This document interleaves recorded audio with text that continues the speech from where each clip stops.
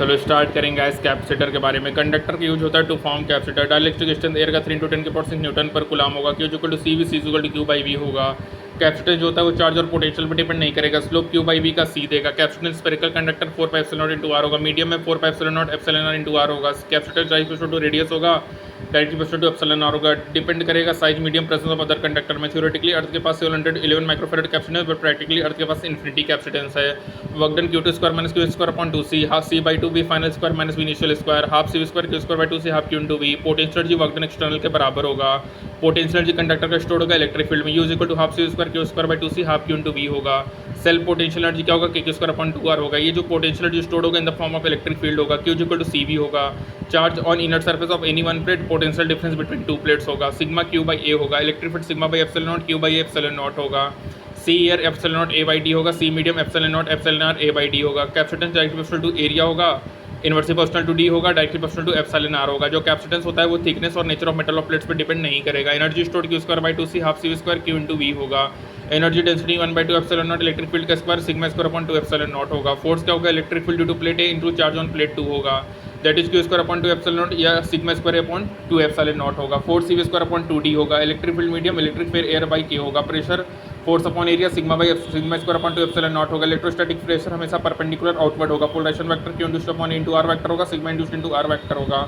Sigma induce sigma 1 - 1 K, Q induce Q 1 - 1 K होगा। Electric field due to capacitor outside the plate 0 होगा। जब कभी भी कोई कैपेसिटर इनिशियली चार्ज अनचार्ज है कनेक्टेड होगा बैटरी से, तो फाइनल वोल्टेज EMF के बराबर होगा। Work done by battery CV square होगा। Heat loss half CV square होगा। अनचार्ज कैपेसिटर कनेक्टेड है बैटरी से तो 50% एनर्जी सप्लाइड बाय बैटरी होगा स्टोर्ड इन कैपेसिटर, और रिमेनिंग 50% लॉस्ट होगा। Energy loss resistance of circuit पर डिपेंड नहीं करेगा।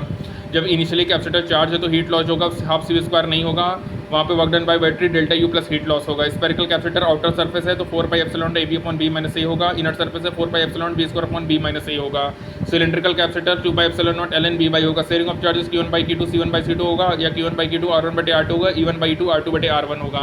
VCM C1 V1 plus C2 V2 upon C1 plus C2 होगा। लाइक प्लेट होगा C1 V1 plus C2 V2 upon C1 plus C2। Unlike plate है C1 V1 minus C2 V2 upon C1 plus C2 होगा। Heat loss half C1 C2 upon C1 plus C2 V1 minus V2 का square होगा। Unlike plate होगा half C1 C2 upon C1 plus C2 V1 plus V2 का square होगा। Guys QV ECO section है, battery remove करेंगे तो यहाँ पे चार्ज कांस्टेंट होगा। बैटरी स्टिल कनेक्टेड है तो पोटेंशियल कांस्टेंट होगी। यदि कुछ नहीं दिया तो बैटरी को डिसकनेक्टेड मानना है। Series combination C equivalent C1 C2 upon C1 plus C2। Parallel combination C1 plus C2 होगा। Near corner 12/7C, face diagonal 4/3C, main diagonal 6/5C है। एरिया डिवीजन है तो यहाँ पे अर्थमेटिक मीन होगा K equivalent K1 plus K2/2 और C epsilon naught A by D होगा। यदि हमारा डिस्टेंस डिवीजन है इक्वली डिवाइड है तो यहाँ पे हार्मोनिक मीन होगा 2 K1 K2 upon K1 plus K2, C epsilon naught A by D होगा। यदि स्लैब इंसर्टेड है between the plates of capacitor तो C is equal to epsilon naught A upon D minus T plus T by K होगा। Capacitance जो होता है वो position of slab पे डिपेंड नहीं करेगा। मेटल का स्लैब रखा है तो यहाँ पे एप्सिलॉन R इन्फिनिटी होगा, epsilon naught D minus T होगा। जब मेटल फॉयल को प्लेस करेंगे कैपेसिटर में तो कैपेसिटर रिमेन सेम होगा। स्पेशल केस क्या है, यदि T is equal to D है तो C इन्फिनिटी होगा। चार्जिंग की बात करें तो यहाँ पे Q is equal to Q0 1 minus T by 2 होगा। टो RC होगा। V is equal to V0 1 minus T by 2 होगा। I is equal to I0 E minus T by 2 होगा। I0 V0 बाई R होगा, maximum current होगा। Tau क्या होगा, ऐसा time जिसमें पैरामीटर चेंज हो 63%। T इज इक्वल टू 0 पे capacitor behave like a connecting wire होगा। T is equal to infinity पे capacitor behave like open circuit होगा। T हाफ 0.693 बाई 2 होगा। Initially T is equal to 0 पे charge 0, VC 0, VR V0 के बराबर होगा, current maximum होगा। टाइम बढ़ेगा तो यहाँ पे हमारा करंट कम होगा और T इन्फिनिटी पे करंट 0 होगा। तो डिस्चार्जिंग में सभी पैरामीटर एक्सपोनेंशियली डिक्रीज होता है। जो प्रोसेस ऑफ डिस्चार्जिंग होता है उसमें टोटल एनर्जी लॉस होता है जो हाफ CV स्क्वायर होता है, जो कि रेजिस्टेंस पे डिपेंड नहीं करेगा। तो डिस्चार्जिंग में टोटल जो लॉस होता है वो हाफ CV स्क्वायर होगा जो कि रेजिस्टेंस पे डिपेंड नहीं करता है।